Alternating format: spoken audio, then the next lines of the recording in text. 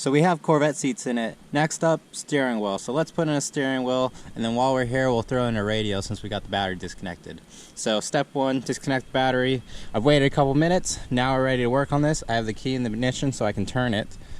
And we're just gonna get to the bolts in the back here. Now on the back side, there's two Torx bits. They are T30, so that's why I turn the steering wheel so I have access. I have my bit in here right here. It's a tight fit, but it fits. T30, as I said, and mine were really loose, so it's a little concerning. Okay, now we're gonna take the airbag out. Just trying to be careful because it's still connected. Power's off, but you know, you just gotta be extra safe. So now we just have this harness back here. Gonna use a screwdriver and pop that off. And the airbag harness just pops off. It's like, it's pressed in, so you just popped it off a flathead.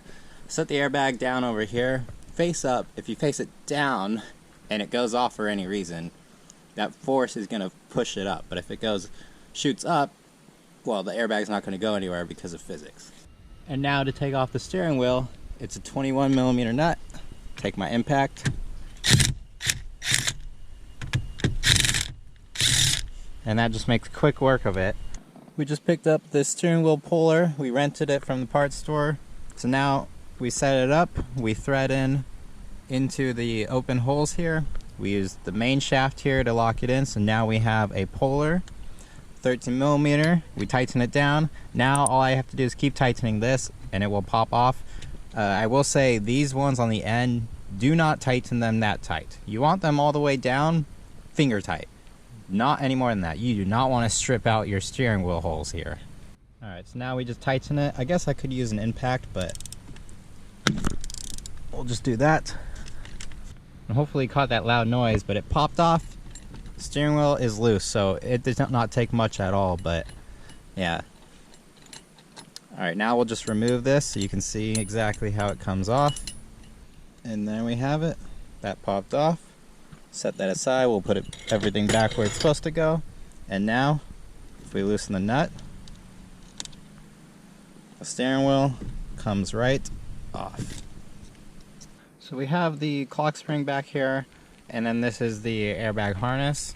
This is the hub adapter I have. This is the same one I used in my video a couple years ago, so still working good, still fine. So we're gonna throw it in here, but we need to cut this airbag wire, and I don't want the airbag light on, so we're gonna wire in a resistor to trick it, so that way the airbag light won't turn on, and the airbag system's still gonna function. Even if this isn't working, everything else will. Well, here's the deal. I had it all assembled, and it's rubbing against the clock spring and the plastic on the column here. And it just didn't feel good. It felt way too stiff, and it's because it's rubbing. So, I'm going to go ahead and remove the clock spring. Now with two flatheads, I was able to pry this out, so we can pull this on out. Now they have special clamps and tools for this, but two flatheads worked. Now with the C-clip off, this is loose. We'll just wiggle it on out. But there's a yellow wire on the back because this is for the airbag, and so we need to disconnect it. That way we can pull it out all the way as a complete unit. So that is down here. I'm going to take this panel off. It's a couple Phillips and then a 7mm. Now I just cut the clock spring here. That way I have this all the way off. From underneath, the clock spring harness was connected here. I undid that. The connector moved over, and now I'm just going to pull it on out. Well, that was more destructive than I wanted to be, but we cut the wire here, and then when I pulled it out, the insulation part of it peeled off, so they came off in two pieces. But at least everything's out of the column. I just soldered and heat shrinked in a 2.2 ohm resistor. This is the connector that goes at the bottom of the column. So we're just going to plug it right back in, and then this is good to go. Okay, so now back to installing the steering wheel. So what we want to do is line up our hub with the holes that line up with the horn. Alright, so then we just slip it onto the spline, and it can go wherever, so you need to make sure where you put it is where your wheels are straight. So that's why we had the steering wheel straight before we took everything off. So then you would take your 6-bolt steering wheel and make sure, is it lined up? If not, we'll try the other hole. is that straight up and down. If not, you know, we'll find straight up and down and work with that. So that's what I'm going to do, and then I'll place it down.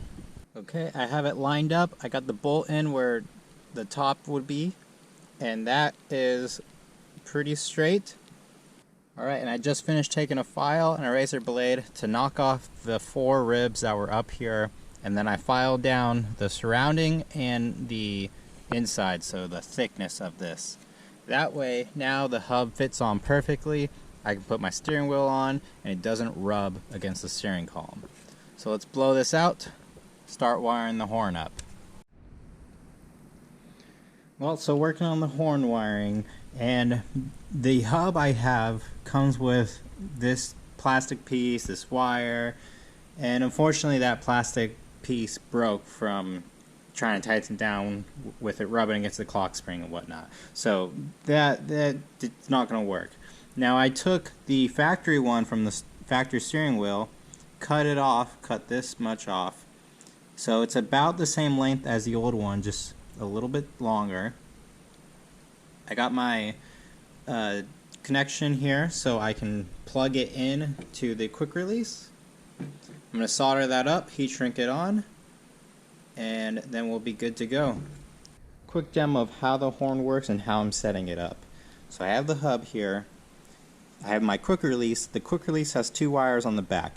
Now the Camaro only had 1 horn wire coming out. So I mocked that horn wire up to connect to my black. And then that's going straight to my multimeter in continuity mode. And then the hub had a yellow wire, and I connected that to a bolt here on the hub, so it's grounded to the hub, and when we put it on the car, it'll be grounded through the steering column to the rest of the car. Then moving back, the horn wire from the factory, the black one here, just goes right to this red one onto our horn button. The other one, the yellow one, is going to the horn button but on the yellow wire. And I tapped in on the yellow wire here into my multimeter, so now I'm on both sides of the circuit. So now in continuity mode, you see we have open circuit basically. Now I press the horn button, you hear the buzzer, we have resistance, that means our horn functions. And there you go, that's basically how a horn works. Now time to install this. Now back to installing the horn. We have our horn wire here that we've modified to work, and the spring is in it. If you notice some JB weld on the plastic thing, it's because it started to tear in. So I did that to just give it a little strength so this can survive. So all we gotta do is get it into place and then we're good. There we go, that's strong now. Alright, now we're gonna take our hub. We have our bolt lined up with top, and we're just gonna fit it on in. Got the hub installed, torqued this down, and we are good to go. We are centered. Our horn wire is good. Now I'm gonna start installing the bolt here that we did to run the horn. There it is. That's the ground we're running for the horn, and then this is our horn wire, and now we just got to fit it in there. I electrical taped it so that way there's no chance of it shorting out and causing the horn to go off constantly. So now we just gotta line it up, tuck things in. There we go. And now with the quick release hub on, we put the rest of the quick release on, snap it in. There we go. And now we take our steering wheel, our DND steering wheel that we're installing. And there it's in. We got the horn button in. Everything's good to go. Alright, let's give the battery some power. Let's see if the horn actually works. It should. Alright, we have power. Horn's not going off. Let's see. Oh. I got power to the battery, and now when I press the horn, it works. Awesome. So the horn worked. Everything seems to be good. It's functioning. Great. The other thing we want to test is turn the key to the on position. The airbag's going to blink about 7 times. That's just making sure that's when it does its test.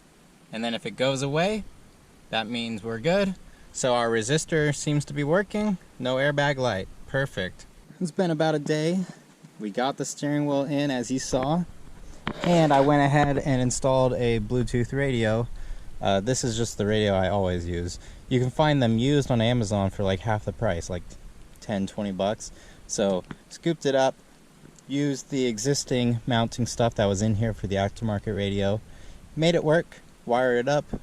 Had some issues in the rear, but just turned out to be bad connections, so fixed that. Now I have 4 speakers. So we're looking pretty good here. There we go. The interior is coming along. I really need to fix this. This thing is doing nothing. It's getting in the way more than anything. Maybe put a cover on the dash, something like that. But that's looking good for the interior so far. Now I got to get used to this steering wheel, just drive it around some more and get more comfortable with it. It's noticeably smaller than the stock wheel in diameter, which is good, but I just got to get used to it. Now I'm not quite sure if I like how close the steering wheel is to me. You know, I'm sitting with my arms all the way forward and it's going to the palm, like right where everyone says it's supposed to. But I don't know. I feel like if it was like half an inch away from me, it'd feel a lot better. Not really much I could do about it though, so we'll see. If I get used to it, great. If not, I'll just remove this quick release.